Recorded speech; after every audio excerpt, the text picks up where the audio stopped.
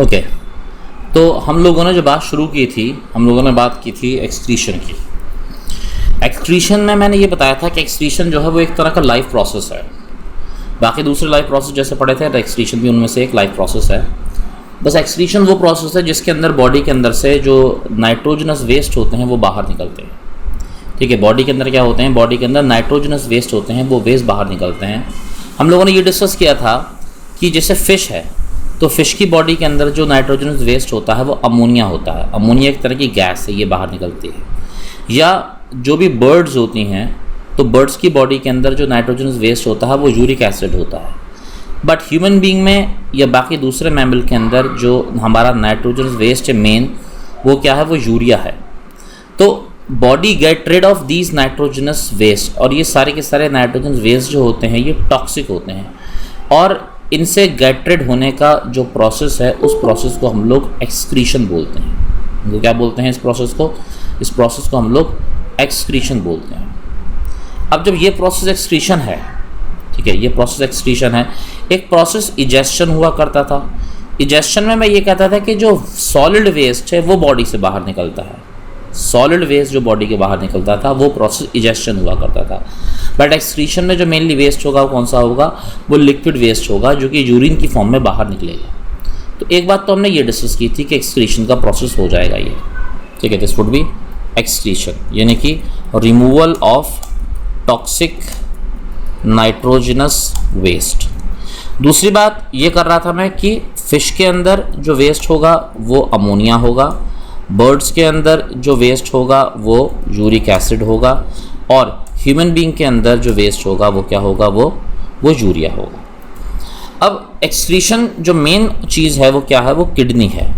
ये जो किडनी है ये एक्चुअल में पूरा सिस्टम है, उसको मैंने कहा था कि वो एक्सक्रीटरी सिस्टम होता है। क्या होता है, एक्सक्रीटरी सिस्टम होता है बॉडी के अंदर, और उसका पार्ट जो होती है उसका पार्ट किडनी होती है। तो एक्सक्रीटरी सिस्टम जो है बॉडी का हमारे, उसके अंदर एक तो लेफ़्ट और राइट किडनीज़ होती हैं, और लेफ़्ट और राइट किडनीज़ के अलावा फिर बाकी इसके अंदर दूसरे स्ट्रक्चर्स होते हैं ये। तो ये एक्सक्रीटरी सिस्टम जो होता है इसके अंदर पहले यहाँ पर ये एक किडनी, और यहाँ पर जो होगी ये दूसरी किडनी होगी, ये लाइक दिस। ये बीन शेप्ड स्ट्रक्चर्स होते हैं जिनको किडनी बोलते हैं, ठीक है। ये क्या होते हैं, ये बीन शेप्ड स्ट्रक्चर्स होंगे ये। इनमें से राइट किडनी थोड़ी सी नीचे और लेफ़्ट किडनी थोड़ी सी ऊपर की तरफ, इस तरह से रहेगी। It would be something like this. इससे इन दोनों ही किडनी से एक ट्यूब बाहर निकल रही होगी, उस ट्यूब को जो बोलेंगे वो क्या बोलेंगे, उस ट्यूब को यूरेटर बोलेंगे। ये इन दोनों ही किडनी से ये ट्यूब निकल कर के कहाँ जाएगी, ये यूरिनरी ब्लैडर के अंदर ये ट्यूब चली जाएगी इस तरह से। ये ट्यूब यहाँ से निकलेगी और ये यहाँ पहुँचेगी, और ये ट्यूब इधर से निकल करके ये ट्यूब जो होगी ये इस तरह से यहाँ पहुँचेगी। यहाँ पर एक मस्कुलर बैग लाइक स्ट्रक्चर होगा, और ये मस्कुलर बैग जो होगा इसको क्या बोलेंगे, इसको हम लोग यूरिनरी ब्लैडर बोलेंगे ये, ठीक है। और इसका जो लास्ट का पॉइंट होगा यहाँ पर जो एक ट्यूब जैसा जा रहा होगा वो यूरेथ्रा होगा। तो मेन चीज़ें तो ये चार हैं, ठीक है। इसमें क्या है, यहाँ पर जो है वो किडनी है, और किडनी के बाद में यहाँ पर जो है क्या है, ये यूरेटर है। ये यूरेटर के बाद में यहाँ पर जो है वो क्या है, वो यूरिनरी ब्लैडर है ये, ओके। और यहाँ पर जो है क्या है, ये यूरेथ्रा है। इसके अलावा मैंने ये बताया था कि एक रीनल आर्टरी और रीनल वेन ये चीज़ें होती हैं यहाँ पर ये, ठीक है। यहाँ पर एक पूरी ट्यूब इस तरीके की ये नीचे तक जा रही होगी ये, ठीक है। एक एरोटा का पार्ट होगा, और एक जो होगी दूसरी ट्यूब होगी वो जो कि वेना कावा का पार्ट होगी, इस तरीके से यहाँ पर नीचे की तरफ होंगी ये, ठीक है। इसमें जो होगा एक पार्ट जो होगा वो यहाँ चला जाएगा, इसमें से होता हुआ इसके अंदर से इसके अंदर जाएगा, और यही जो है इसके पीछे से होता हुआ यहाँ से इसके अंदर जाएगा ये, ठीक है। और एक दूसरा पार्ट जो होगा, यानी कि यहाँ पर एक पार्ट होगा, ये इससे निकल करके ये इसके अंदर आएगा, ठीक है। और यहाँ से ये पार्ट इससे निकल करके ये इस तरफ जा रहा होगा। तो ये इसमें कुछ पार्ट होंगे ये, ठीक है। इसमें मैंने कहा था कि ये जो है ये एरोटा है जो कि ब्लड को किडनी की तरफ लेकर के आएगी, ठीक है। ये जो है क्या है, ये वेना कावा है जो कि ब्लड को यहाँ से निकाल करके लेकर के जाएगी, ठीक है। इसको बोला था क्या, ये जो होती है ये होती है रीनल आर्टरी, और ये जो होती है क्या होती है, ये होती है रीनल वेन। तो इस तरह से मैंने एक डायग्राम बनाया था। ये एक्सक्रीटरी सिस्टम जो है ह्यूमन बीइंग का, उसका ये डायग्राम हो गया है। इसी डायग्राम को मैंने तुमको जो है वो 3D में भी दिखाया था, ठीक है। सेम डायग्राम को मैंने तुमको यहाँ पर ये 3D स्ट्रक्चर भी इसका दिखाया था। ये इसको मैंने यहाँ पेस्ट कर दिया है, ठीक है। नहीं वेदांत, अब मैं स्ट्रीम नहीं कर रहा हूँ, मैं रिकॉर्डिंग कर रहा हूँ, ठीक है, क्योंकि स्ट्रीम में वो ज़्यादा लोग दिख नहीं पा रहे थे मुझे, तो मुझे मज़ा नहीं आया उसे करने में। ओके, तो फिर आगे बढ़ते हैं। हाँ, तो ये पूरा स्ट्रक्चर मैंने तुमको बता दिया था। यही स्ट्रक्चर्स मैंने तुम्हें इस तरह से भी दिखाया था, इसको 3D में ले जा करके। ये जो पूरा सिस्टम होगा, अगर मैं यहाँ पर रीनल आर्टरी या रीनल वेन नहीं दिखा रहा हूँ, तो ये एक इस तरह का एक पूरा हमारा जो है ये एक्सक्रीटरी सिस्टम है। ये this is our excretory system. इसके अंदर जो है किडनी है, ये लेफ़्ट और राइट किडनी है। ये जो स्ट्रक्चर है ये किडनी है ये, ठीक है। ये जो हो गई एक राइट किडनी हो गई और एक जो हो गई लेफ़्ट किडनी हो गई। ये थोड़ी सी ऊपर उठी हुई है। किडनी जो है वो बेसिक यूनिट फिल्ट्रेशन का, अगर हम किडनी को उसके अंदर, और इस किडनी से ट्यूब निकल के जा रही है, ये ट्यूब यूरेट्रा, मतलब वो, ठीक है, यूरेटर। और उसके बाद में जो है यहाँ पर ये जो मस्कुलर बैग है ये, ठीक है, ये जो मस्कुलर बैग है, यही मस्कुलर बैग जो है क्या कहलाता है, ये यूरिनरी ब्लैडर कहलाता है। और उससे जो ट्यूब निकल के गई है ये यूरेथ्रा होती है। तो ये पूरा का पूरा मैंने तुमको स्ट्रक्चर बना करके दिखाया है। ये इसी स्ट्रक्चर को अगर हम यहाँ से देख लें तो ये भी हम डिस्कस कर चुके हैं और ये भी डिस्कस कर चुके हैं, ये भी हमें डिस्कस करना है। अब अगर हम किडनी के अंदर से चलें, किडनी के अंदर देखें तो किडनी का अंदर जो है वो 2 पार्ट होते हैं, एक मेडुला होता है और एक कॉर्टेक्स होता है। फिलहाल उन पार्ट की हमको बात नहीं करनी है, क्योंकि वो मेडुला और जो भी वो कॉर्टेक्स है वो हमारे कोर्स का तो पार्ट नहीं है, ठीक है। बट किडनी के अंदर जो होते हैं ये सारे के सारे पार्ट होते हैं, काफ़ी मतलब डेंस सा इसके अंदर स्ट्रक्चर होता है इसका ये, और काफ़ी सारे ट्यूब जैसे इसमें स्ट्रक्चर्स होते हैं। तो हमें उन स्ट्रक्चर की बात करनी है। और यहाँ पर जो है किडनी के अंदर जो मतलब ये जो पूरा एक्सक्रीटरी सिस्टम है, इसके जो पार्ट हैं इसके बारे में हमको अभी यहाँ पर लिखना है ये, ठीक है। तो ये सिस्टम हो गया। इसके बाद में अगर यहाँ पर, तो हमारा जो ह्यूमन का एक्सक्रीटरी सिस्टम है उसके पार्ट हैं, ठीक है। तो इसको लिख लेते हैं। Human excretory system has following part: kidneys, these are bean shaped structure found in the posterior abdominal cavity. The main function of kidney is filtration of blood and osmoregulation. Ureter are the tube that carries urine from kidney to urinary bladder. Urinary bladder is a muscular bag which stores urine. Urethra is an opening through which urine passes, ठीक है। तो ये जो हैं ये कुछ part हैं, इन parts को भी मैं यहाँ पर लिख देता हूँ।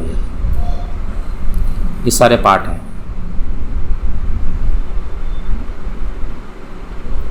तो human excretory system has following parts, ठीक है। इसमें ये जो पहला पार्ट हो गया वो हो गई किडनीज। तो किडनीज क्या हो गई? These are bean shaped structure found in the posterior abdominal cavity, full stop. The main function of kidneys is filtration of blood and osmoregulation. Full stop. ठीक है। इसके बाद क्या बोला मैंने? इसके बाद बोला मैंने यूरेटर। तो यूरेटर जो है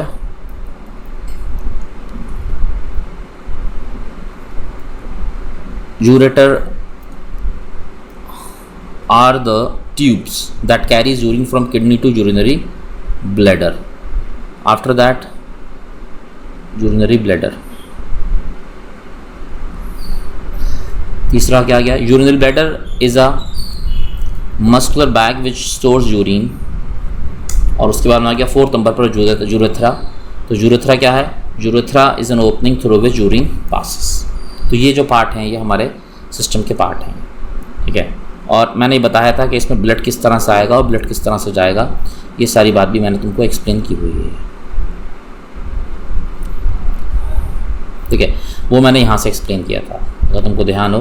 मैंने कहा था कि यहाँ पर जो है इसके थ्रू ये एरोटा है, जो थोड़ा डार्क कलर से दिखाया हुआ एरोटा, इसमें ब्लड ऑक्सीजनेटेड होगा बट इसमें इम्प्योर ब्लड होगा। ये इम्प्योर ब्लड के अंदर यूरिया मिला हुआ होगा। ये ब्लड जो होगा ये यहाँ से यहाँ पर आएगा और यहाँ पीछे से होता हुआ इन किडनीज़ के अंदर चला जाएगा। यहाँ पर ये इन किडनीज़ के अंदर चला जाएगा। किडनी में क्या होगा, किडनी के अंदर इस ब्लड का फिल्ट्रेशन होगा।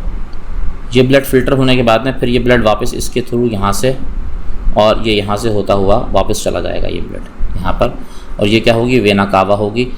इस ब्लड में ऑक्सीजन तो नहीं होगी, इस ब्लड में ऑक्सीजन नहीं होगी, मगर ये ब्लड कैसा होगा, ये प्योर ब्लड होगा। ठीक है। और यूरिन जो भी बनेगा वो यूरिन एक और ट्यूब होगी जो फिल्ट्रेशन के बाद में जो बचा है यहाँ पर ये यूरेटर, यहाँ से होता हुआ ये यूरिन जो होगा ये वापस चला जाएगा यहाँ पर, ये यूरेटर है ये, और इसके थ्रू यूरिन चला जाएगा। तो मेन फंक्शन जो परफॉर्म कर रही हैं वो कौन कर रही हैं, मेन फंक्शन यहाँ पर जो है वो किडनीज़ परफॉर्म कर रहे हैं। अब हमको ये देखना है कि किडनीज़ में ऐसा क्या स्पेशल होता है कि वो यूरिन को फिल्टर कर पाती हैं। तो हम ये कहते हैं कि किडनीज़ जो हैं, किडनी के अंदर किडनी का एक यूनिट होता है। किडनी बहुत सारे छोटे छोटे सब यूनिट से मिलकर के बनी हुई है, और उन यूनिट्स को क्या बोलते हैं, उन यूनिट्स को हम लोग बोलते हैं नेफ्रॉन। क्या बोलते हैं उनको बोलते हैं नेफ्रॉन। तो एक किडनी के अंदर ना बहुत सारे नेफ्रॉन होते हैं। ठीक है। They are the excretory unit.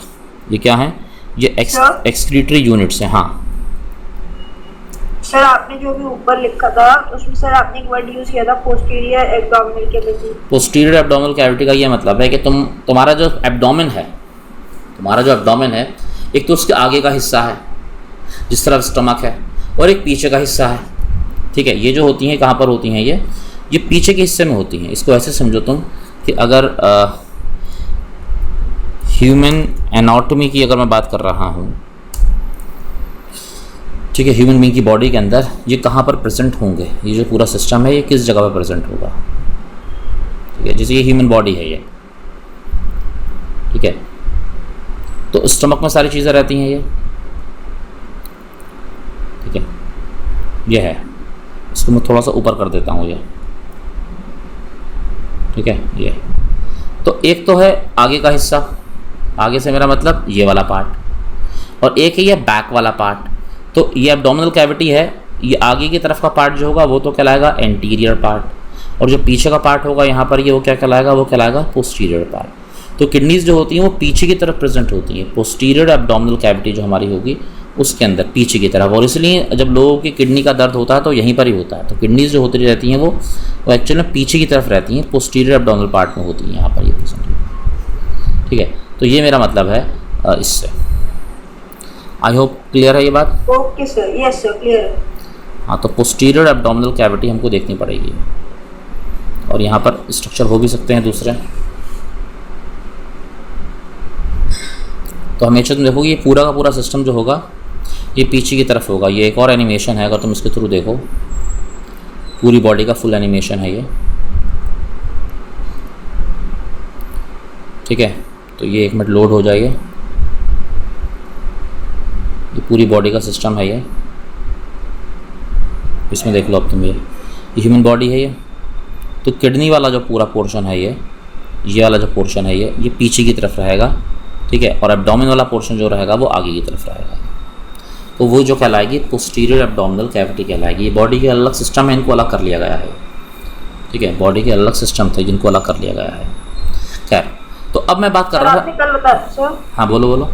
Sir आपने कल बताया था कि जो लीवर होता है सर, उससे जो राइट किडनी होती है वो नीचे चली जाती है। हाँ। तो सर उससे सर कोई फर्क नहीं पड़ता एक्सक्रीशन पे? ना, वो तो एक सिर्फ एक एस्थेटिक तरीके से नीचे चली जाती है, फंक्शनिंग को फर्क नहीं पड़ता, तो सिर्फ दिखने में नीचे चली जाती है। सर मतलब दोनों किडनी काम बराबर ही करती है। हाँ। देखो, अब जैसे ये किडनी है, इस किडनी को अगर हम माइक्रोस्कोपिकली देखेंगे तो इसके अंदर और भी छोटे छोटे से स्ट्रक्चर्स आएंगे जो यहाँ पर नज़र नहीं आ रहे हैं अभी। ठीक है। वैसे तो किडनी है ये, बट किडनी को अगर हम और इसको माइक्रोस्कोपिकली इसको अगर हम समझने की कोशिश करेंगे तो किडनी के अंदर बहुत सारे छोटे छोटे से पार्ट होंगे। ठीक है। और वो हर एक पार्ट जो होगा वो उसका काफ़ी कॉम्प्लेक्स सा और बड़ा अजीब सा उसका स्ट्रक्चर होगा, और उस स्ट्रक्चर को जो है हम लोग क्या बोलते हैं, उसको हम नेफ्रॉन बोलते हैं। ये एक नेफ्रॉन का स्ट्रक्चर यहाँ पर दिखाया गया है 3D में। ठीक है। क्या है ये एक नेफ्रॉन है ये। अगर तुम इसके डायग्राम को एक बार मैं तुमको पहले NCERT से दिखाता हूँ तो शायद तुमको बात और क्लियर होगी। ठीक है, ये एक नेफ्रॉन है, ये इस तरह से जो मैंने दिखा दिया है ये। बट बुक के डायग्राम को देखें तो वो नेफ्रॉन समझ में नहीं आएगा, क्योंकि वहाँ जो डायग्राम है वो बहुत ही अजीब सा डायग्राम है और उसको देख करके कई बार तुमको नेफ्रॉन समझ में नहीं आता है कि नेफ्रॉन क्या है ये।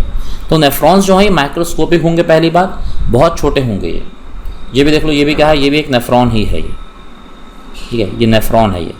इस नेफ्रॉन के अंदर अगर तुम ध्यान दो, इसके अंदर इसमें क्या है देखो, यहाँ पर ये तुम्हें एक कुछ प्लेट जैसा, कप जैसा दिखाई दे रहा है ये, ठीक है। ये जो पार्ट है, ये पार्ट एक्चुअल में इसको बोलते हैं बोमेंस कैप्सूल या बोमेंस कप। बोमेंस कैप्सूल या बोमेंस कप इस पार्ट को कहा जाता है। इसके अंदर ये नंबर 1 वाला जो पार्ट तुमको दिख रहा है, ये नंबर 1, ये रेड कलर से दिखाया हुआ है, इसका मतलब इसमें ऑक्सीजन वाला ब्लड आता है ये, ठीक है। कौन सा आता है ब्लड, जो है इसमें ऑक्सीजन वाला ब्लड आता है इसके अंदर, ठीक है। एक मेरे को क्लास में आ रहा है, let me see who is there.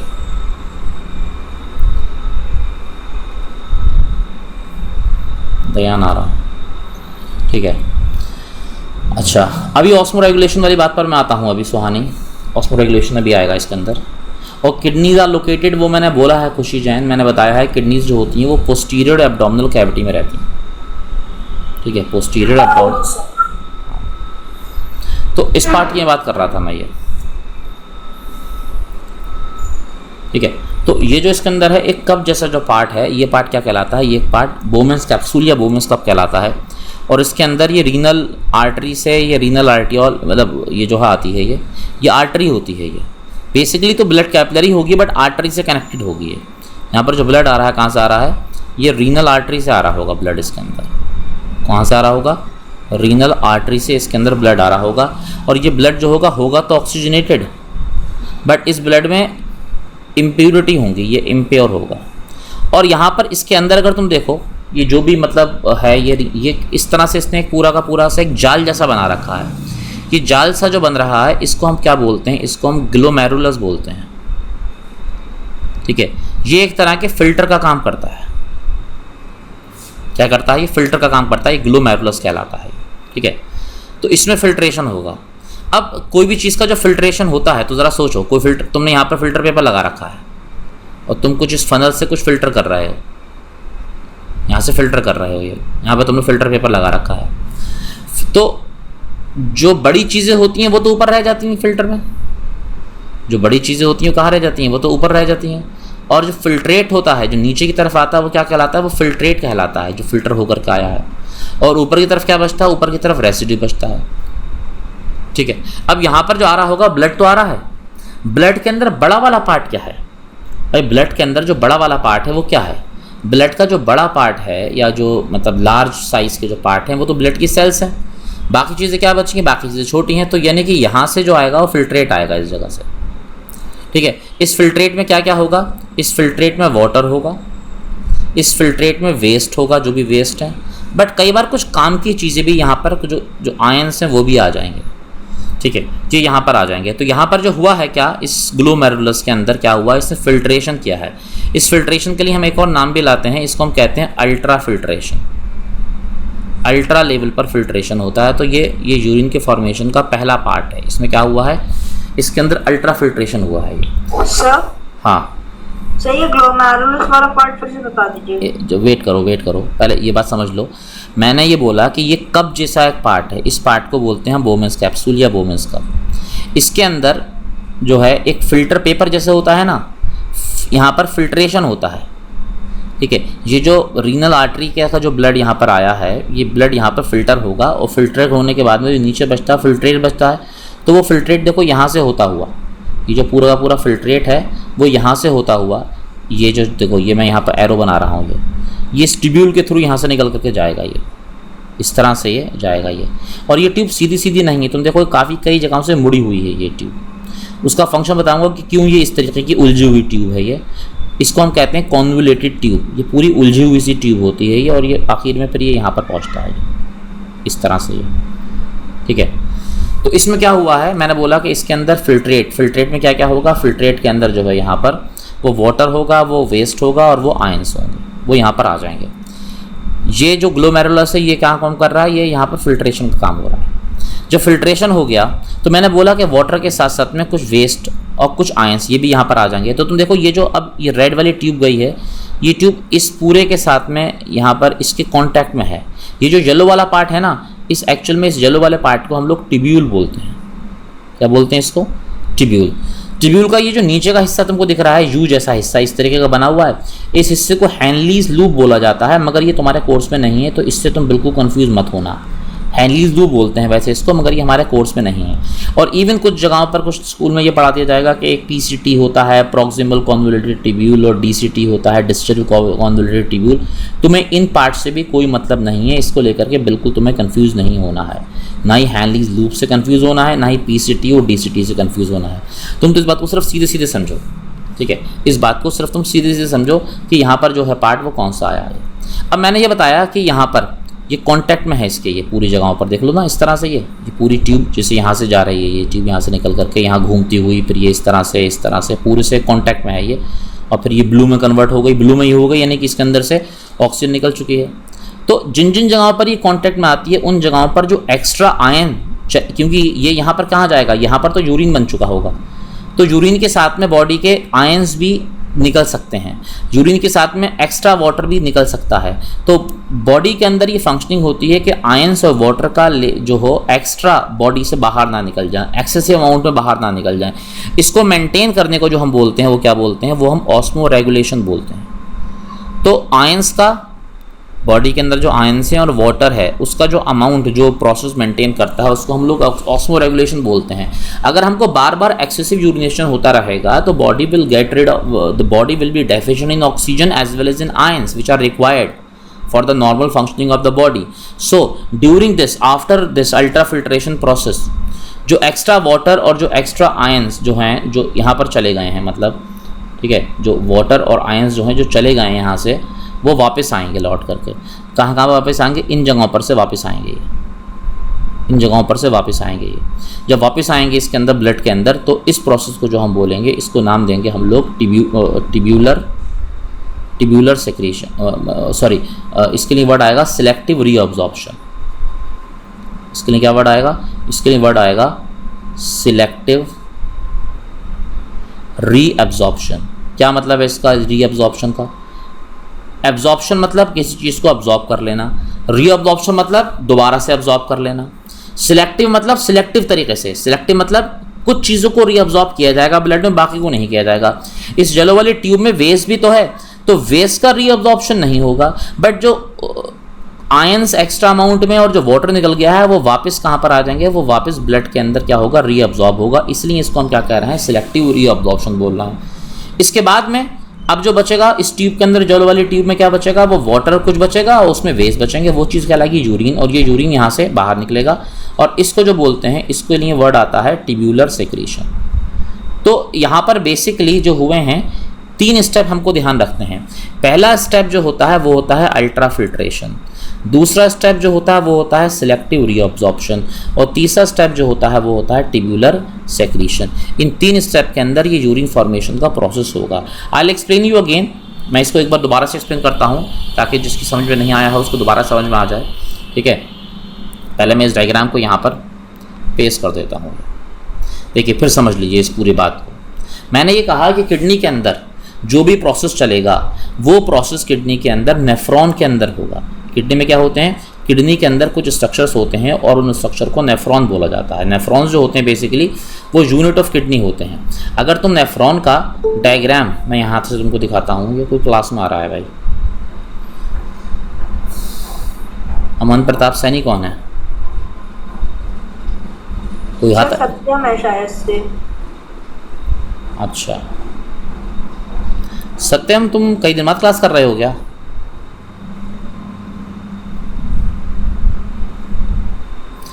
देखिए ये जो है ये नेफ्रॉन का डायग्राम ये वाला दे रखा है। सर किडनीज बैकवर्ड पीछे क्यों होती हैं?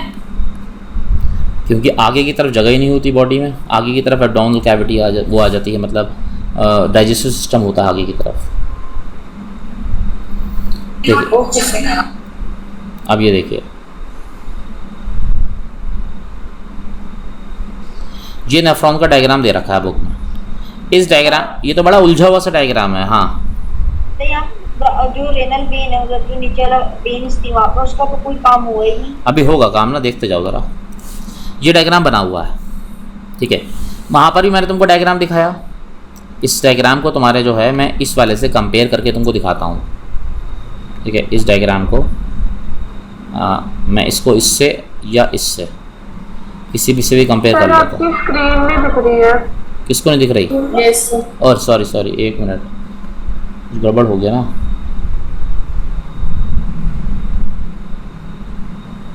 मतलब अभी दिखना खत्म हुई थी, पूरे टाइम नहीं दिख रही थी? नो सर, अभी बंद हुई सर, अभी हुई थी। अभी दिखने लगी? किसी ने स्क्रीन शेयर कर दी थी। अच्छा, अभी दिखने लगी? Yes sir. तो देखो इन दोनों डायग्राम को तुम कंपैरेटिवली देखो। जो 3D वाला डायग्राम है ये, ठीक है। इसका तुम ये वाला पार्ट देखो, ये दिख रहा है? ये पार्ट यही तो है, कप जैसा पार्ट ये। और ये कप जैसा पार्ट क्या कहलाता है? इस पार्ट को हम लोग बोमेंस कैप्सूल बोलते हैं। क्या कहलाता है ये बोमेंस। इसका फंक्शन क्या होता है? पहले पार्ट देख लो, भी समझते जाओ। वो तो पूरी बात जब मैं कर लूँगा तो हर एक पॉइंट जो भी तुम सवाल कर रहे हो ना, देखो कई बार क्या होता है ना, you just wait and watch. Probably every question you are going to ask or is going in your mind, वो तुम्हें जब by the time I end with the topic वो तुम्हें शायद आंसर हो चुका होगा। अगर उसके बाद भी अगर आंसर नहीं होता है तब तुम उसको पूछो। तो पहले ज़रा समझ लो एक एक करके पॉइंट को। फिर से मैं इस बात को समझा रहा हूँ दोबारा से, जो स्ट्रक्चर्स हैं ये। मैं ये कह रहा हूँ कि ये जो डायग्राम बना हुआ है यहाँ पर, ये वाला डायग्राम, इस डायग्राम को यहाँ पर मैं 3D में तुम्हें दिखा रहा हूँ, ठीक है। इसमें ये कटोरे जैसा दिख रहा है ना, ये कटोरी जैसा या कटोरे जैसा, ये बोमेंस कैप्सूल है ये। तो तुम एनसीईआरटी में भी देखो कि यहाँ पर ये जो दिया हुआ है इन्होंने, ये बोमेंस कैप्सूल दिया हुआ है। इस बोमेंस कैप्सूल में से ये ट्यूब येलो वाली निकल के जा रही है, और ये ट्यूब जो है ना बिल्कुल उलझी हुई ट्यूब है। इस तरह की ट्यूब के लिए वैसे तो टेक्निकल वर्ड जो आता है वो आता है कॉन्वोल्यूटेड, मतलब धागा हो वो उलझा हुआ हो एक दूसरे के अंदर, कॉन्वोल्यूटेड वर्ड आता है। तो बिल्कुल उलझी हुई है ये। यहाँ पर इतनी उलझी हुई नहीं है, तो यहाँ पर थोड़ी सी क्लियर है ये बात, ठीक है। इसके अंदर ये उतनी उलझी हुई नहीं थी जब मैं इसको तुम्हें यहाँ दिखा रहा हूँ। ये कॉन्वोल्यूटेड ट्यूब जो है ये, ठीक है, 3D में देख करके तुमको समझ में आ रहा है कि कहाँ पर है ये। तो एक तो यहाँ पर क्या आ रहा है, ये कप सा है, और फिर ये ट्यूब है ये, ठीक है। ये जो है क्या है, ये ट्यूब है, देख लो इस तरीके से। ये 3D में देख करके तुमको समझ में आ रहा होगा कि येलो वाला पोर्शन बोमेंस कैप्सूल है, और इस बोमेंस कैप्सूल के अंदर ये ट्यूब निकल कर आ रही है पूरे के अंदर। ये यहाँ से बोमेंस कैप्सूल है ये, और इसमें से ये ट्यूब इस तरीके से निकल कर आ रही है। इसमें से जो होगा यूरिन बनेगा, और ये यूरिन यहाँ से होता हुआ और इस तरह से होता हुआ यहाँ पहुँचेगा, और ये कहलाएगी कलेक्टिंग डक्ट। जहाँ पहुँचेगा वो पार्ट क्या कहलाएगा, वो पार्ट कहलाएगा कलेक्टिंग डक्ट, ठीक है। यहाँ पहुँचेगा और फिर ये वापस जाकर के यूरेटर में जाकर के जुड़ेगा ये। तो एक तो पोर्शन ये है, ठीक है। इसी पोर्शन को अगर मैं डायग्रामेटिकली या मैं इसको एनसीईआरटी से कंपेयर करके तुमको दिखा रहा था इस पोर्शन को, तो वो पोर्शन तुमको यहाँ पर ये नज़र आ रहा था ये, ठीक है। ये येलो वाला पोर्शन है ये बोमेंस कैप्सूल या बोमेंस कप है, और इसमें से ये ट्यूब निकल करके जा रही है। और बाद में ये ट्यूब जो है कहाँ जा रही है, देखो ये लिखा हुआ है कलेक्टिंग डक्ट, इसमें जा रही है। और यही कलेक्टिंग डक्ट इसको जाके जोड़ेगी किससे, ये जोड़ेगी इसको यूरेटर से। ये कलेक्टिंग डक्ट जो है इसके अंदर ये वाला पार्ट, ये पार्ट इसमें तुम्हें यहाँ नज़र आ रहा है, ठीक है। ये पार्ट यहाँ पर नज़र आ रहा है नंबर 9 पर ये। तो इसमें भी अगर मैं तुम्हें दिखाऊँ तो कलेक्टिंग डक्ट जो है वो यहाँ पर देखो है ये वाला पार्ट जो है क्या है, ये कलेक्टिंग डक्ट है ये। यही पार्ट फाइनली जाकर के कहाँ जुड़ेगा, यूरेटर के अंदर। भाई अलग अलग नेफ्रॉन्स जो एक तो जैसे ये है नेफ्रॉन, एक और नेफ्रॉन होगा वो यहाँ से जुड़ा हुआ होगा, एक और नेफ्रॉन होगा वो यहाँ से जुड़ा होगा, एक और होगा वो यहाँ से जुड़ा होगा। तो हर एक नेफ्रॉन से जो यूरिन आएगा वो इस कलेक्टिंग डक्ट के अंदर आएगा। डक्ट मतलब ट्यूब, और कलेक्टिंग मतलब जो उसको कलेक्ट करती है यूरिन को, तो ये कलेक्टिंग डक्ट होगी। तो इतना पार्ट तो तुमको दिख रहा है। अब तुम इसमें से ये सारे पोर्शन हटा दो, ठीक है। ये जो रेड वाला पोर्शन और जो ब्लू वाला पोर्शन दिख रहा है, तुम इस पोर्शन को हटा करके इसको समझने की कोशिश करो, ठीक है। उस सारे पोर्शन को हटाओ इसमें से, और तब तुम इसको समझने की कोशिश करो। अगर एक प्लेन अगर नेफ्रॉन दिया होगा तो तुमको मैं वो भी दिखाता हूँ, ठीक है। अगर कोई प्लेन नेफ्रॉन हो बिना किसी उसके, तो वो नेफ्रॉन भी तुमको मैं यहाँ दिखा दूँगा। ये यहाँ पर थोड़े से और सिंपलर मॉडल दे रखे हैं, जैसे कि ये वाला मॉडल शायद थोड़ा सा सिंपल है ये नेफ्रॉन का।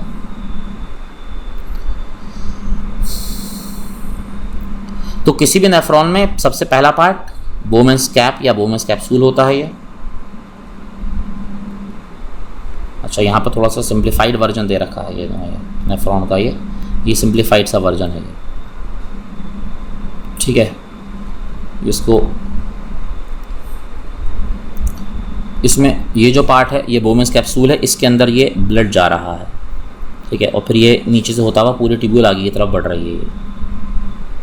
ये पूरी ट्यूब्यूल जो है ये इस तरह से आगे की तरफ बढ़ रही है, यहाँ से देखो निकल जा रही है ये। खैर, तो वापस उसी डायग्राम पर आ जाते हैं जहाँ से मैं बात कर रहा था। ये तो हो गया यहाँ तक। तो एक तो हो गया नेफ्रॉन वाला पार्ट ये यहाँ पर, और फिर हो गया कलेक्टिंग डक्ट वाला पार्ट। बीच में ट्यूब्यूल आ रही है। इस ट्यूब्यूल को बोलते हैं क्या, इस ट्यूब्यूल को बोलते हैं हम लोग, मतलब ये तो ट्यूब्यूल कहलाती है। मैंने कहा था इस ट्यूब्यूल का जो ये जो यू जैसा हिस्सा है ये, ठीक है, ये यहाँ पर भी दिख रहा है तुमको। इसको जो बोलते हैं, इसको हम हैनलीज लूप बोलते हैं। क्या बोलते हैं इसको हम हैनलीज लूप बोलते हैं। बट ये हैनलीज लूप जो है, जैसे यहाँ पर भी है ये पूरा हिस्सा जो तुमको नज़र आ रहा है ये हैनलीज लूप होता है, ये वाला पोर्शन, ठीक है। बट इसका पार्ट को याद करने की तुम्हें कोई ज़रूरत नहीं है, इसके नाम से तुम्हें मतलब नहीं है। तो तुम्हें तो मतलब इससे है कि ब्लड यहाँ से आएगा, ये बोमेंस कैप्सूल होगा, यहाँ पर ये कलेक्टिंग डक्ट होगी, ठीक है। तो ये पार्ट बन गया। अगर मैं इसी के डायग्राम को थोड़ा सा सिंप्लीफाई करके यहाँ पर बनाने की भी कोशिश करूँ, मैं इस डायग्राम को थोड़ा सा सिंप्लीफाई करने के लिए, ताकि तुमको समझा सकूँ, मैं यहाँ पर इसको इतने ही पोर्शन को बनाता भी हूँ। देखो ये तो मैंने यहाँ पर कहा कि भाई ये जो है बोमेंस कैप्सूल है ये, और इस बोमेंस कैप्सूल को मैंने यहाँ पर इस तरह से, या बोमेंस कप को ऐसे बना लिया ये, और इसमें से ये मैंने ट्यूब्यूल निकाल दी है। ये पोर्शन यहाँ से खुला हुआ है थोड़ा सा, ठीक है। यहाँ से इसको मैंने ये और ये इस तरह से इसको मैं बना रहा हूँ। यहाँ पर ये इस तरह का एक ये लूप है ये, और फिर ये नॉर्मली जैसे इस तरीके से होती है ये इस तरीके से है ये, और ये पोर्शन इस तरह से है। तो मैं साथ साथ में समझाने के लिए स्ट्रक्चर को ये डायग्राम बना रहा हूँ। ये येलो वाला पोर्शन जो है ये ट्यूब्यूल है ये,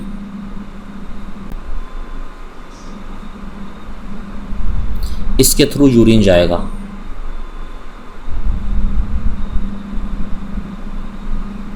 ठीक है। इसके थ्रू यूरिन जाएगा यहाँ पर, और यहाँ पर जो है एक कलेक्टिंग डक्ट है ये बहुत सारे नेफ्रॉन के साथ में कनेक्टेड है ये, और ये यूरिन को कलेक्ट कर रही है, ठीक है। तो ये क्या है? हाँ बोलो सर। जो बाकी के बॉडी सेल्स हैं, बॉडी पार्ट्स हैं, उन्हें सर कौन सा टाइप का ब्लड चाहिए? हर एक सेल को जो चाहिए ऑक्सीजनेटेड ब्लड चाहिए, और डीऑक्सीजनेटेड बाहर निकालेगी। नहीं सर, मतलब नाइट्रोजनस फ्री चाहिए कि नाइट्रोजनस वाला चाहिए? नाइट्रोजनस वेस्ट तो हर एक सेल में से ब्लड बाहर निकाला जाएगा ना, वो तो वही तो इकट्ठा होकर के आएगा आर्टर उसके थ्रू। नाइट्रोजनस वेस्ट तो वेस्ट ही है ना, तो सेल को क्यों चाहिए होगा वेस्ट? वो तो बाहर निकालना हर एक सेल से।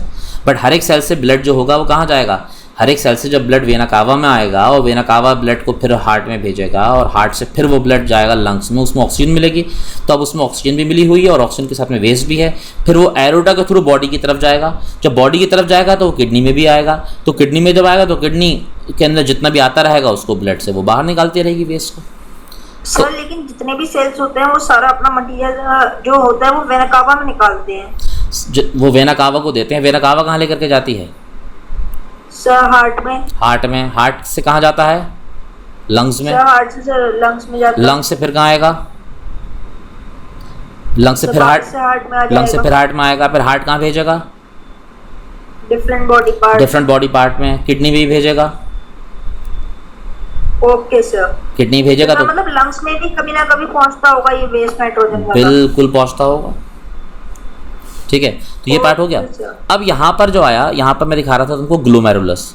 यहाँ पर ये जो भी ब्लड की कैपिलरीज हैं ये आपस में एक फ़िल्टर जैसा कुछ बना लेती हैं। ये बहुत सारी ब्लड की कैपिलरी यहाँ पे मिली हुई होती हैं, ठीक है। ये क्या होता है? ये होता है इसका ग्लोमेरुलस। ये एक तरह का फ़िल्टर बनाती हैं। ये हो गया ग्लोमेरुलस। अब मैंने क्या बताया? मैंने बताया कि यहाँ पर जो है, ठीक है, यहाँ पर कोई ये जा रही होगी रीनल आर्टरी, और रीनल आर्टरी का ही कोई सर्टेन पोर्शन से छोटी सी कैपिलरी यहाँ पर इस जगह पर आ जाएगी ये, जो कि नाइट्रोजनस वेस्ट वाले ब्लड को यहाँ पर लेकर के आएगी, ठीक है। ये रीनल आर्टरी सारा होगा ये, इसमें नाइट्रोजन वेस्ट होगा। ये ब्लड जब यहाँ पर आएगा तो इस ब्लड का फिल्ट्रेशन होगा। जब फिल्ट्रेशन हो गया तो जो फिल्ट्रेट है, क्या है? जो फिल्ट्रेट है, वो फिल्ट्रेट जो होगा वो यहाँ से होता हुआ, इसके अंदर से होता हुआ, यहाँ से होता हुआ फिल्ट्रेट आगे बढ़ेगा। ये इस फिल्ट्रेट में क्या क्या है? इस फिल्ट्रेट में पानी है, और क्या है इसके अंदर, वेस्ट है, और क्या है इसके अंदर, और इसके अंदर आयंस भी हैं। तो कुछ चीज़ें इसमें जो हैं ऐसी हैं जिनको बॉडी के बाहर निकल जाना चाहिए, और कुछ चीज़ें ऐसी हैं जिनको बॉडी से बाहर नहीं निकलना है, जिनको हमें वापस रीअब्जॉर्ब करना है। बट अभी तो ये जा ही रहा है यहाँ पर, ये जो है यहाँ से होता हुआ ये यहाँ से यहाँ तक जाना चाहिए इसको, और यहाँ चला जाना चाहिए। तो ये जो हो रहा है ये टिब्यूल से हो रहा है, ये किससे हो रहा है, टिब्यूल के थ्रू हो रहा है। ये जो पार्ट है क्या है, ये पूरा पार्ट जो है ये टिब्यूल है, ये दिस इज टिब्यूल। और इसमें क्या है, इसके अंदर वाटर है और इसके अंदर वेस्ट है, और वेस्ट के साथ साथ में कुछ आयंस हैं जिनको बॉडी के बाहर नहीं निकलना चाहिए। ये चीज़ें इसके अंदर हैं। अब क्या हुआ, जो ये यहाँ पर हमारे पास में थी, यहाँ से ये वापस बाहर निकली है, ये बाहर निकल करके इसके पूरे के कांटेक्ट में इस तरह से रहेगी, ये पूरे के कांटेक्ट में इसमें रहेगी, बहुत ज़्यादा कांटेक्ट में तो ये यहाँ पर रहेगी, ठीक है। और धीरे धीरे इसका ऑक्सीजन जब ख़त्म होने लगेगा, टिब्यूल की सेल जब ऑक्सीजन लेने लगेंगी तो इसका कलर में भी चेंज आएगा, और फिर ये रेड की जगह कैसे होने लगेगी, अब ये ब्लू होने लगेगी,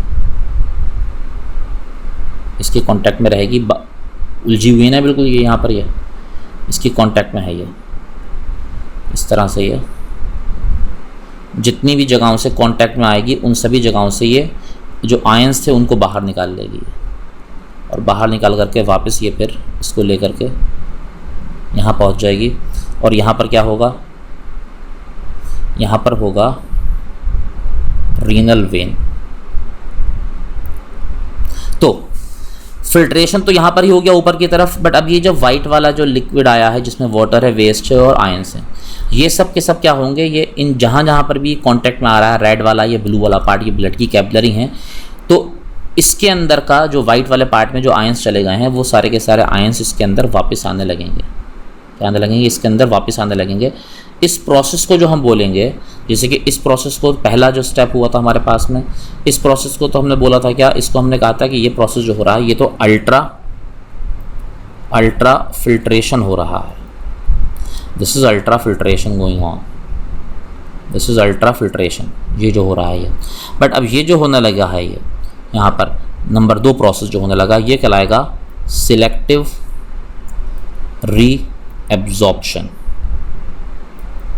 सिलेक्टिव रीअब्जॉर्प्शन मतलब सिलेक्टिवली वो सारे मटेरियल जो कि यूरिन के अंदर जाकर के मिल गए थे, आयंस या एक्स्ट्रा अमाउंट ऑफ वाटर, वो सब के सब जो होंगे वो सबको वापस आना पड़ेगा, और इसको क्या बोलेंगे, इसको हम बोलेंगे सिलेक्टिव रीअब्जॉर्प्शन। अब तीसरी बात, जब सिलेक्टिव रीअब्जॉर्प्शन हो चुका है तो अब तो क्या बचा है, अब तो 2 ही चीज़ें बची रह गई यहाँ पर। अब वो 2 चीज़ें क्या रह गई यहाँ बची हुई जो यहाँ पर बाहर निकल रही हैं, वो वाटर रह गया और वाटर के अंदर का वेस्ट रह गया।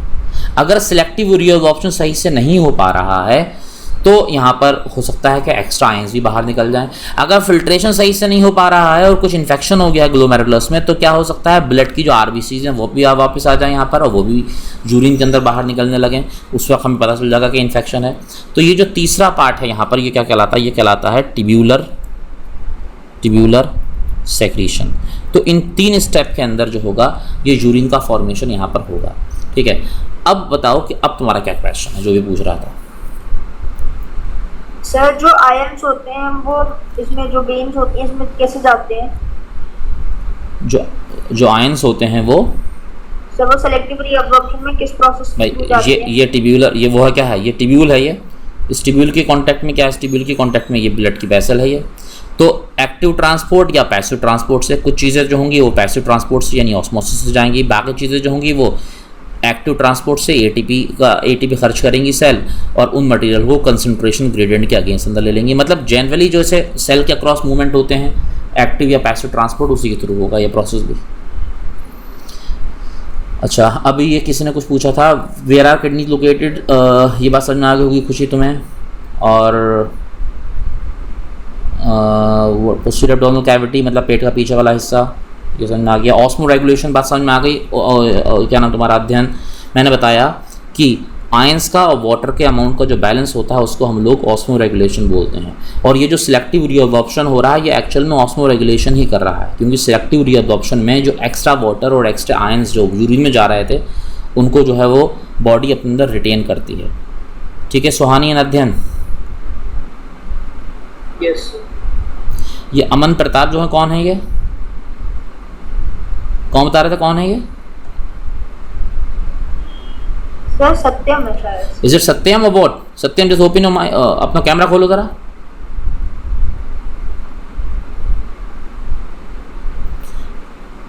अमन प्रताप या सत्यम जो भी है, तुम्हारी आवाज़ मुझे नहीं आ रही, तुम्हारा शायद माइक काम नहीं कर रहा है। तुम एक मिनट अपना कैमरा खोलो, लेट मी आइडेंटिफाई। तो तुम्हारा माइक काम नहीं करता है क्या? और तुम तो कई दिन बाद क्लास कर रहे हो ना भाई, अगर क्लास करनी हो तो आप रेगुलर करें ना। हाँ और बताओ, और किसका क्या क्वेश्चन था? यहाँ तक बात क्लियर है? एक एक करके बोलो, एक मिनट, ये कुछ बोल रही है सानिया। हाँ बोलो सानिया। सर ये जो एब्जॉर्प्शन हो रहा है आयंस का, ये रीजनल वेन में हो रहा है ना, फिर वही पूरी बॉडी में? हाँ वो उस पर असल में कुछ हिस्सा रीनल आर्टरी का भी है, कुछ हिस्सा रीनल वेन का भी है, बट मेजर हिस्सा जो रीनल वेन का है जिसमें हो रहा है। और बोलो क्या कुछ आ रहा है? सर जो अल्ट्रा फिल्ट्रेशन तो सर उसमें ब्लड के जो प्लाज्मा होता है वो भी रुक जाता है? नहीं, प्लाज्मा क्या है? प्लाज्मा में तो मेनली वाटर ही है। प्लाज्मा क्या है? प्लाज्मा वाटर है, और वाटर के अंदर क्या है? आयंस हैं, और उसमें क्या है? वेस्ट है। तो वो सारी की सारी चीज़ें फिल्ट्रेट की फॉर्म में आ जा रही हैं। बट क्योंकि हम वाटर तो ठीक है निकालेंगे, वेस्ट भी निकालेंगे, बट ये थोड़ा ना कि सारा सारा वाटर निकाल देंगे, और ना ही ये है कि हम सारे के सारे आयंस निकाल देंगे। उसलिए फिर अगले स्टेप में सिलेक्टिव रीअब्जॉर्प्शन हो रहा है। सर कभी-कभी जो ब्लड आता है उसका मतलब यही है कि ग्लोमेरुलस वाले पार्ट में इन्फेक्शन हो गया है? उसका मतलब यह है कि प्रोबेबली ग्लोमेरुलस वाले पार्ट में इन्फेक्शन हुआ है, या फिर ग्लोमेरुलस सही से काम नहीं कर पा रहा है। कुछ भी हो सकता है, इन्फेक्शन हो या सही से काम नहीं कर रहा हो या कुछ डैमेज हो गया हो, कुछ भी इस तरह का हो सकता है। सर किडनीज में क्यों मतलब खराबी क्या आती है किडनीज में? खराबी मतलब? सर मतलब कहते हैं ना किडनी इनकी वर्क नहीं कर रही है। किडनी वर्क नहीं कर रही मतलब जो यही जो फिल्ट्रेशन का प्रोसेस है ये नहीं कर पाती, और वो इसकी क्या रीजन हो सकते हैं? मेनली तो इन्फेक्शन की वजह से होता है। अगर इन्फेक्शन नहीं है तो कुछ केमिकल होते हैं ऐसे जो कि नेफ्रॉन को जाकर के डैमेज करते हैं। केमिकल होते हैं जैसे कि स्टेरॉइड्स होते हैं, आजकल तुम सुन रहे होगे ना कि स्टेरॉइड्स देते हैं डॉक्टर, उसमें जल्दी से बीमारी को सही करने में। रेमडेसिविर सुन रहा होगा आजकल, तो रेमडेसिविर जो है वो क्या है? वो स्टेरॉइड है। बहुत ज़्यादा स्टेरॉइड्स जो होते हैं वो हार्मफुल होते हैं किडनी के लिए। उसके अलावा पेन किलर्स जितनी भी होती हैं, भाई कोई भी चीज़ अगर फिल्ट्रेशन का कोई चीज़, अगर किडनी का काम क्या? फिल्टर करना। अगर ज़्यादा टॉक्सिक बॉडी में जाता रहे तो दो ही ऑर्गन अफेक्ट होते हैं, एक होता है लीवर और एक होता है किडनी। लीवर का काम यह है कि वो टॉक्सिक वेस्ट को लेस टॉक्सिक वेस्ट में बदलता है।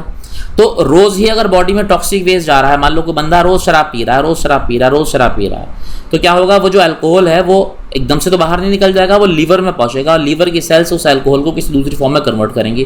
तो खुद भी तो वो सेल जब इतना काम करेंगी, उन पर एक्स्ट्रा लोड पड़ेगा तो वो सेल खराब होंगी। उससे क्या होगा? उससे लीवर में प्रॉब्लम हो सकती है।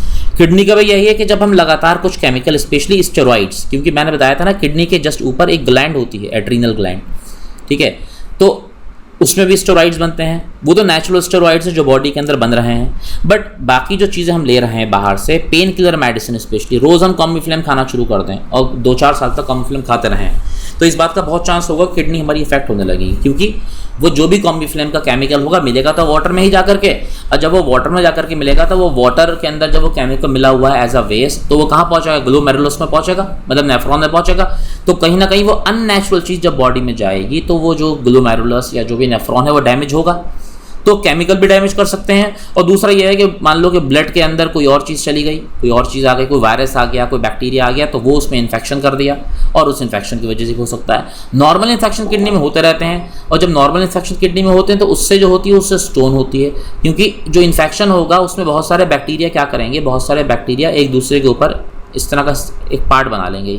ये ऐसा होगा जैसे कुछ स्टिकी सा है, कुछ स्टिकी मतलब कुछ चिपचिपा सी कोई चीज़ होगी, म्यूसिलेज कहलाता है ये।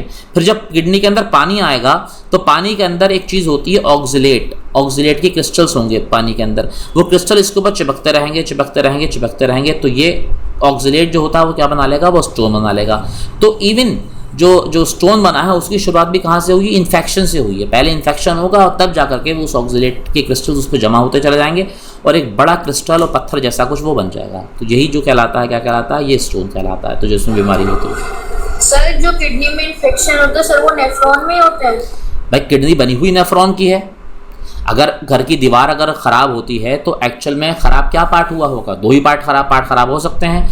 या तो वो ईंट ख़राब हो गई होगी जिसकी वो बनी हुई दीवार, या उन ईंटों को मिलाने वाला जो सीमेंटिंग मटेरियल है, रेत और वो जो भी कुछ था वो ख़राब हुआ होगा। तो अगर मैं कहता हूँ किडनी में प्रॉब्लम आई है तो माइक्रोस्कोपिक लेवल पर वो प्रॉब्लम किसके अंदर है? वो प्रॉब्लम नेफ्रॉन के अंदर है। अगर मैं कहता हूँ कि बॉडी में कोई प्रॉब्लम आई है तो प्रॉब्लम कहाँ से शुरू हुई है? जिस चीज़ की बॉडी बनी हुई है, दैट मीन्स सेल की प्रॉब्लम हुई है।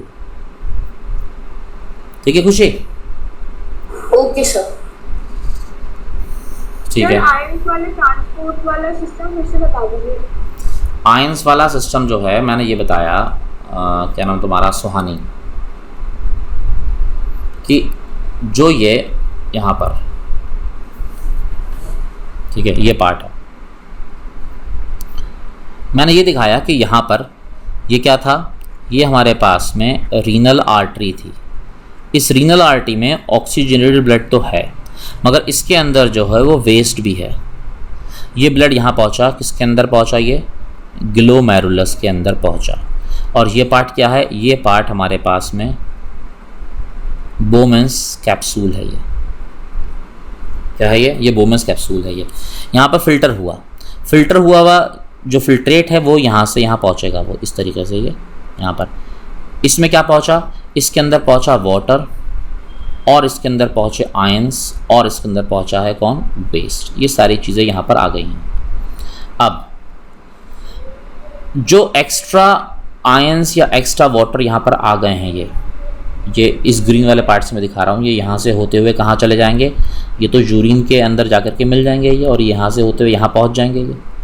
ठीक है, तो जहाँ पर ये जो पूरा नेटवर्क है, ये ब्लू और रेड वाला नेटवर्क हर जगह पर दिखाई दे रहा है, ये इसके कांटेक्ट में है। स्पेशली इस जगह पर, इतने रीजन में, ये जो हैनलीज लूप बना हुआ है, यहाँ पर ज़्यादा कांटेक्ट में होते हैं।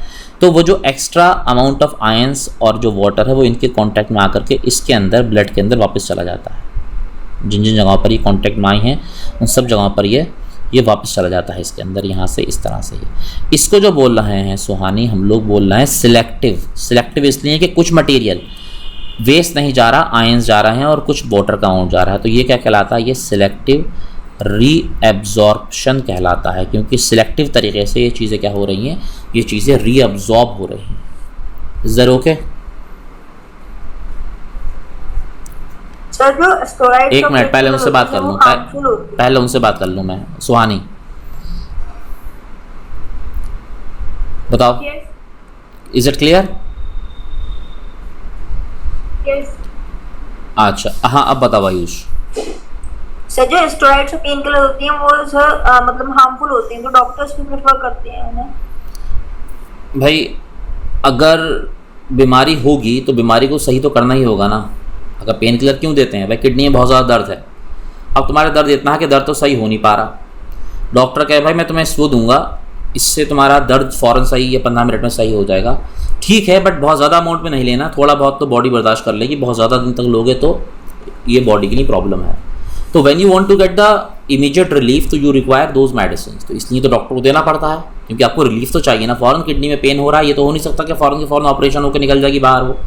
तो जब तक ऐसा नहीं हो पा रहा, जब तक ऑपरेट नहीं हो पा रहा, या जब तक वो स्टोन बाहर नहीं निकल जा रही, तब तक के लिए बीमारी से हमको एक इमीडिएट रिलीफ भी तो चाहिए, और इमीडिएट रिलीफ जो मिलता है वो उसी पेन किलर से ही मिलता है।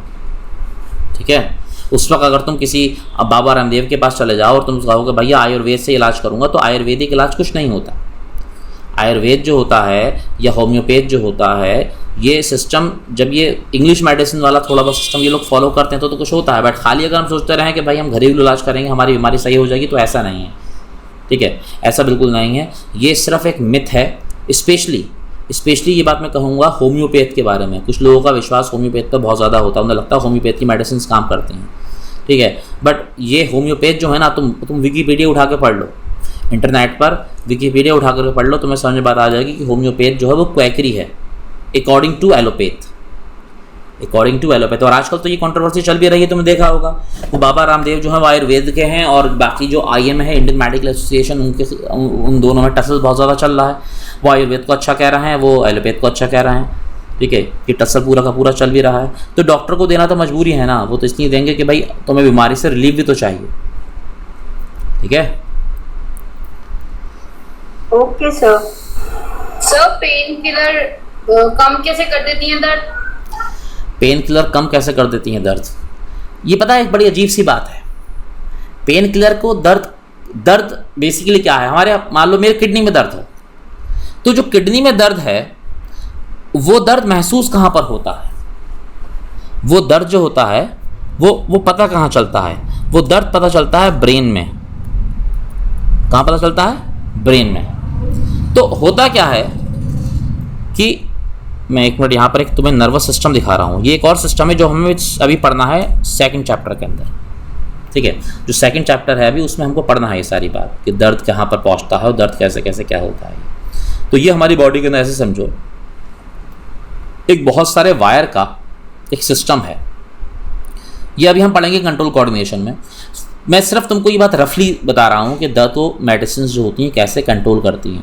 पेन किलर कभी भी उस पेन पर कोई काम नहीं करती, ठीक है? ये हमारी बॉडी में एक सिस्टम है, ये हमारा नर्वस सिस्टम कहलाता है, ठीक है? ये क्या कहलाता है? एक मिनट छोटा कर दूँ इसको मैं। ये पूरा सिस्टम है, ये सिस्टम पूरी बॉडी में फैला हुआ है, ठीक है? ये सिस्टम कहाँ? पूरी बॉडी में फैला। मान लो दर्द जो है तुम्हारे कहाँ पर है? दर्द तुम्हारे यहाँ पर है, यहाँ पेन है, मगर फील कहाँ होगा? फील होगा ब्रेन के अंदर। ब्रेन में कैसे फील होगा? ये कुछ वायर्स हैं, नर्व बोलते हैं इनको, ये सिग्नल लेकर के जाते हैं, क्या ले जाते हैं? सिग्नल।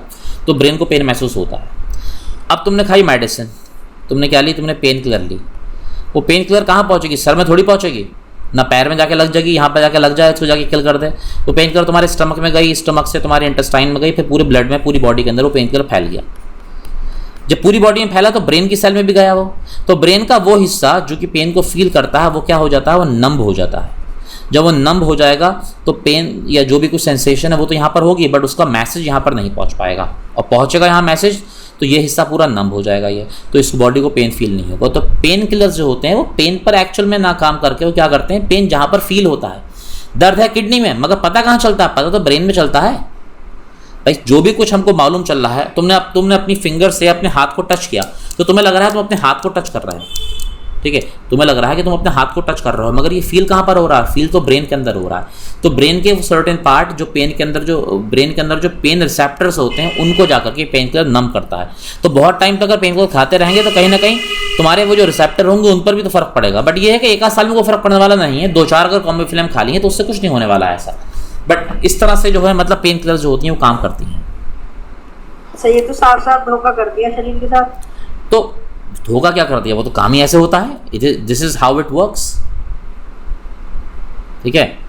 अच्छा टाइम ज़्यादा हो गया आज। अच्छा ये वेदांत क्या कह रहा है? A capsule have a plastic and fibre body, how does our body absorb? अरे यार वो प्लास्टिक नहीं होता है भैया वेदांत, वो प्लास्टिक नहीं होता है, वो ऐसा मटेरियल होता है स्टमक में जाती है। वो जो कैप्सूल जो होता है उसमें दवाई भरी होती है, वो स्टमक में जाते ही वो क्या होता है? स्टमक के जो एसिड्स होते हैं HCl वो फौरन उसको गला देते हैं और मेडिसिन अपना भी बाहर आ जाती है निकल करके, ठीक है?